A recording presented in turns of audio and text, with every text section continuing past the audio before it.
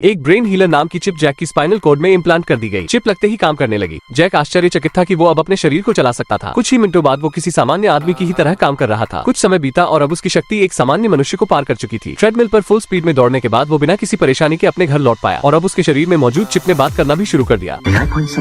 Brain healer chip ने Jack को बताया कि मैं तुम्हारी बीवी के कातिल को ढूंढने में मदद कर सकता हूँ। जैक ने सर्वेलेंस फुटेज को बड़ा करके देखा जहाँ उसे एक महत्वपूर्ण जानकारी प्राप्त हुई। उसने तस्वीर को इतना जूम किया कि सब कुछ धुंधला दिखाई दे रहा था, लेकिन यहाँ से नियंत्रण ब्रेन हीलर के पास चला गया। उसने उस धुंधले चित्र को एक साफ फोटो में बदल दिया। जब इस फोटो को ब्रेन हीलर ने इंटरनेट पर सर्च किया तो किलर के बारे में उसे पूरी जानकारी प्राप्त हो गई। ये देखकर जैक स्तब्ध रह गया क्योंकि पुलिस पिछले 3 महीनों से भी कोई सुराग नहीं लगा पाई थी, लेकिन ब्रेन हीलर ने ये 3 मिनट में कर दिखाया। अगले दिन जैक किलर के घर पहुंच गया, लेकिन हत्यारा घर पर नहीं था। उसने हर तरफ सबूतों को खोजना शुरू कर दिया, लेकिन तभी हत्यारा घर लौट आया और उसने जैक को देख लिया। जैक को लड़ना नहीं आता था और तभी दोनों का आमना सामना हो गया। जैक उसके आगे कमजोर पड़ने लगा। वो हत्यारे के सामने कहीं नहीं टिक पा रहा था। अब हत्यारा उसे मारने ही वाला था। तभी जैक ने अपना कंट्रोल ब्रेन हीलर को दे दिया। ऐसा लग रहा था जैसे उसने